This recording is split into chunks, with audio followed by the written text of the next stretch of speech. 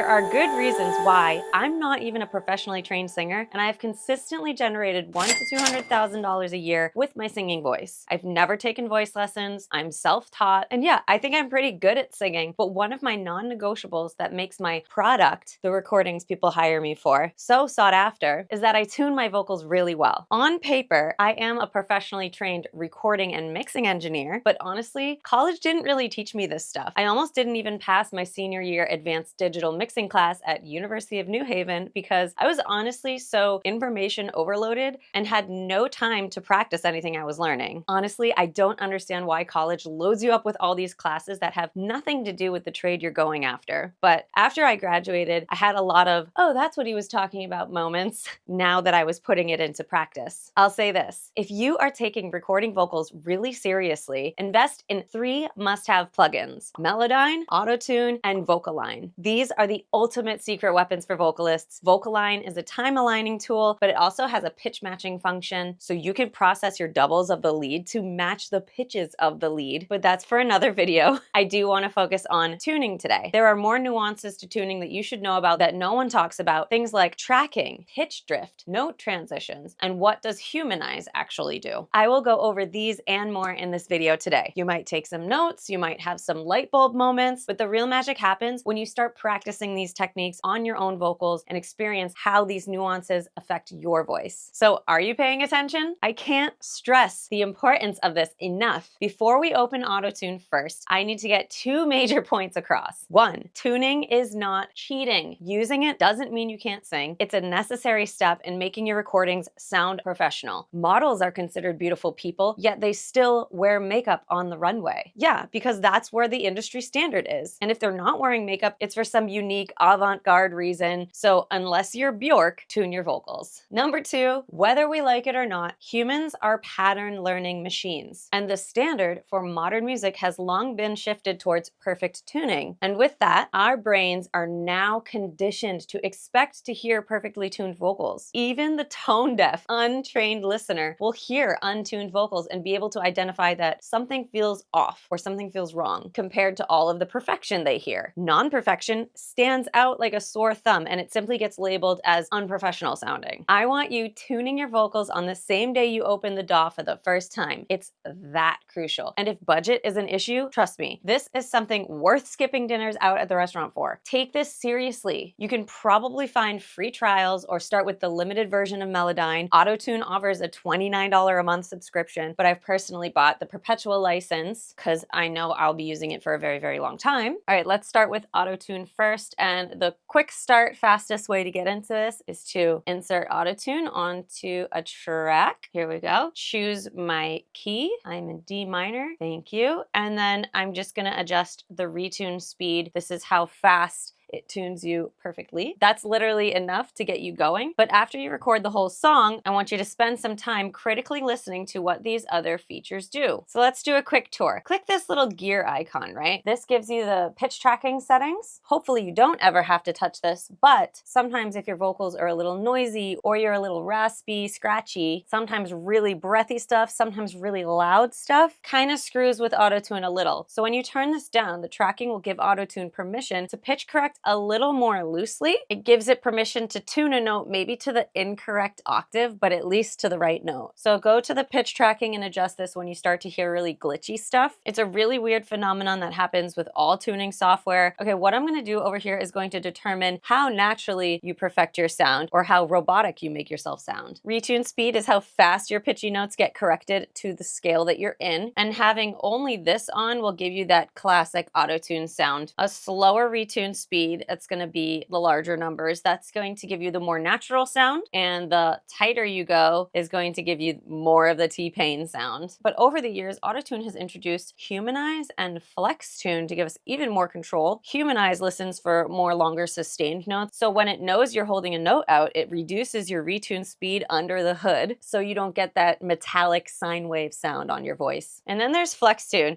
Okay, reminder, retune speed is how fast we snap you to perfection perfection, and that really affects the note transitions. Flex tune, which is usually defaulted to 0, changes how close to perfection you want to be. A equals 440 hertz is the standard, right? So A will tune you to 440. If you turn flex tune up, it'll allow a little bit of give, so it won't be exactly 440. This will give you a more natural sound by correcting your pitch by more of a ratio than an absolute. My settings, I do my retune speed at about 40. Flex tune 0 because I like perfect pitch. Humanize, I do keep it around 25%, and those are the most important settings. Try them out, listen closely, and dial in your perfect settings. It's really pretty simple. So even though Autotune is super amazing, I do reach to Melodyne quite a bit, and I use the ARA version in Pro Tools, so that pops up right here. Melodyne's gonna be graphic tuning by hand. So this is going to give you much more precision and control. It is manual, not auto.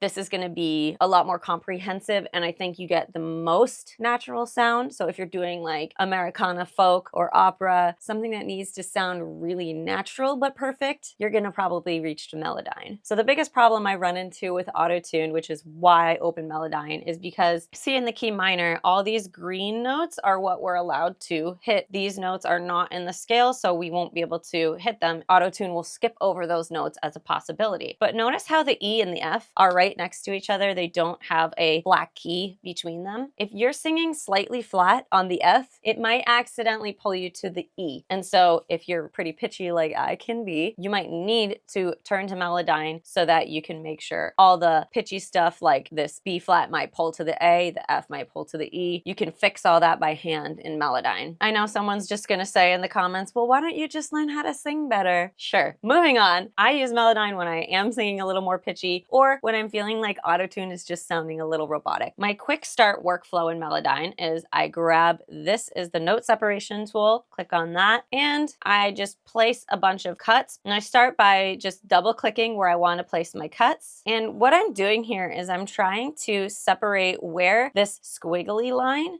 deviates from the center of the blob, we call it, the blob, the orange blob. So like right here, and then this is supposed to be one note, but it's really wavering, right? So I'm gonna place some cuts here so that I can center them back on the grid by selecting all. I just clicked and dragged to select the whole section. And then I go to my pitch tool, click on that and double click and it snaps it to the nearest note. Sometimes it snaps it to the wrong note.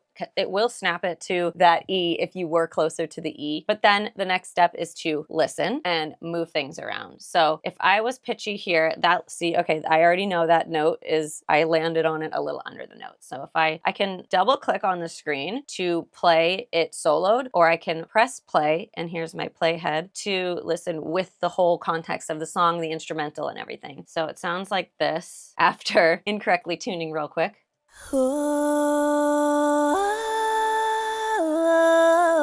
Yeah, that was incorrect. So we're going to click and drag this up to the correct note. And so now this used to be all messy squiggles, but now it's nice and even. So we were able to control that perfectly. The next step is I like to select everything again. And if you are using the same tool, this pitch tool, and you hover between two notes, notice how it changes. This is the note transition tool, and I like to click and drag up just a little bit and watch how those orange lines move. It's smoothing the transitions between notes. Unlike the retune speed in Autotune, which actually tightens the transitions between notes, I loosen them in Melodyne because the next step I'm going to do is go to my pitch modulation tool, which if you click on this, it's the second tool within the pitch tool category. So this is the pitch modulation tool. And if I were to double click on this, right, that just made it so it's super duper tight. This is going to give us Share Life After Love.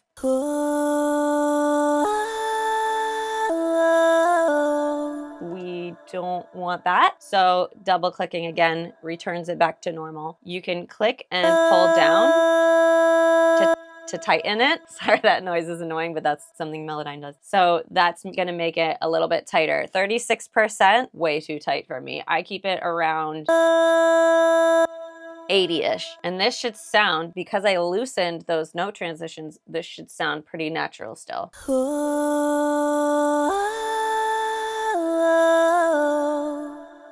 Nice. So just to recap something, this squiggle line here is the actual note you're hearing. It's not the blob. You don't hear the blob. The blob is like an average of the squiggle.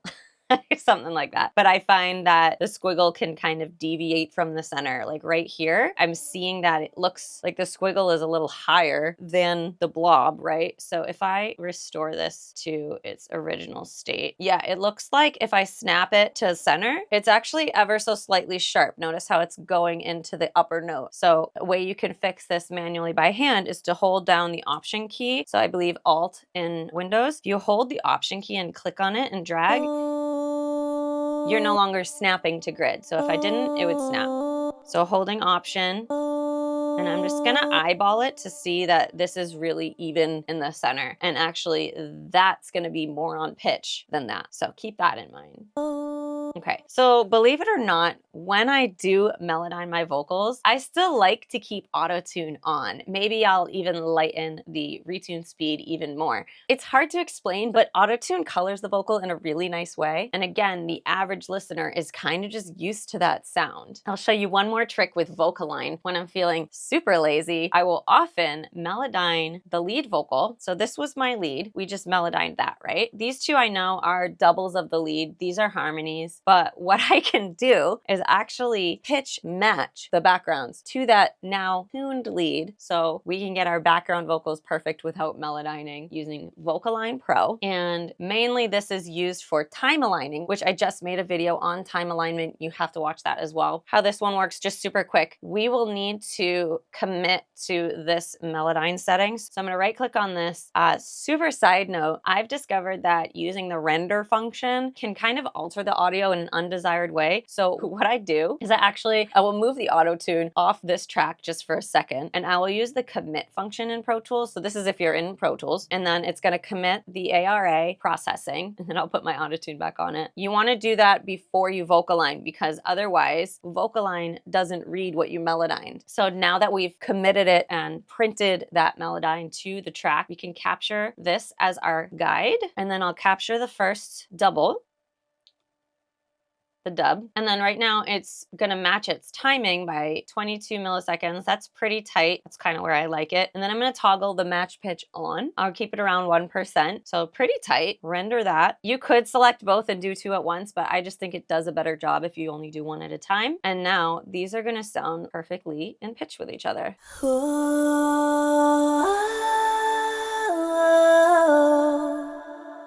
Perfection. That's why you need to go watch my time alignment video as well. All right, your artistry and your humanity as a singer doesn't live in your pitch. It lives in your phrasing choices, how you interpret the melody, your emotional delivery, your tone, how you control your dynamics. Tuning doesn't touch any of that. It doesn't touch your artistry. That's the stuff that makes you an artist. Tuning, time aligning, and mixing is what packages your artistry, the industry standard. Here's what I want you to take away from today. Vocal tuning is baseline professionalism in modern music. It is non-negotiable. It's not cheating. It's not a crutch. It's not killing the soul of the music either. It's a professional tool that lets your emotion and performance shine without technical distraction. It's the sewing machine to a fashion designer because they can't stitch every stitch by hand to perfection. The cultural shift has already happened. Listener expectations have changed. For more ways to perfect your vocal production, this playlist here has step-by-step tutorials. I'm Kimera, and I'm happy to help. Make sure you're subscribed, and I'll see you in the next one.